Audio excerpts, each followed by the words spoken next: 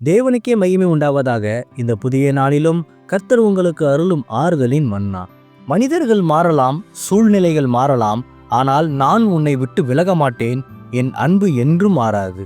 யாக்கோபு 1:17. அவரிடத்தில் யாதொரு மாறுதலும் யாதொரு வேற்றுமையின் நிழலும் இல்லை. கிறிஸ்துவுக்கு பிரியமானவர்களே, உலகில் புதுமை, வளர்ச்சி என்ற பெயரில் அனைத்தும் மாறிக்கொண்டே இருக்கின்றன. இன்று உங்களை நேசிப்பவர்கள் நாளை பகைக்கலாம். காலங்கள் மாறும், பருவங்கள் மாறும்.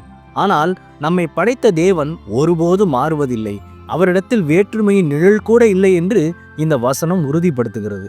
கடல் சீறினாலும் காற்று அடித்தாலும் கண்மலை அசையாமல் நிற்பது போல உங்கள் பிரச்சனைகளின் நடுவே தேவன் உங்களுக்கு உறுதியான துணையாக நிற்கிறார்.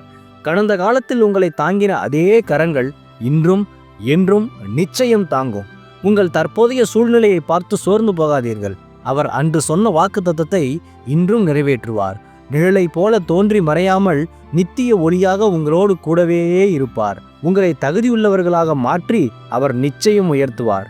கலங்காமலும் பயப்படாமலும் கர்த்தருக்காய் காத்திருங்கள். ஆமேன். ஜெபிப்போம்.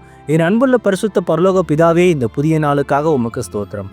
மாறாத ஆண்டவரே, சோர்வுற்று இருக்கும் பிள்ளைகளை உம்முடைய வல்லமையால் நிரப்பும். எல்லா தடைகளும் இயேசுவின் நாமத்தில் மாறி போகட்டும். உமது மாறாத அன்பினால் இவர்களை ஆசீர்வதித்து வழிநடத்தும். இயேசுவே, கடன், வியாதி, மனவேதனை போன்ற போராட்டங்களில் சிக்கி தவிப்பவர்களை நீர் தொட்டு இப்போதே பூர்ண விடுதலை தாரும். இன்று பிறந்தநாள், திருமண நாள் கொண்டாடும் உமது பிள்ளைகளின் இந்த புதிய ஆண்டை உமது நன்மையும் கிருபையும் தொடர பண்ணும். பிதாவே, இயேசுவின் வருகையில் நான் அவரோடு எடுத்துக்கொள்ளப்படும்படி என்னை தகுதிப்படுத்தும், தயார்படுத்தும். இயேசுவின் நாமத்தில் ஜெபிக்கிறேன் எங்கள் நல்ல பிதாவே.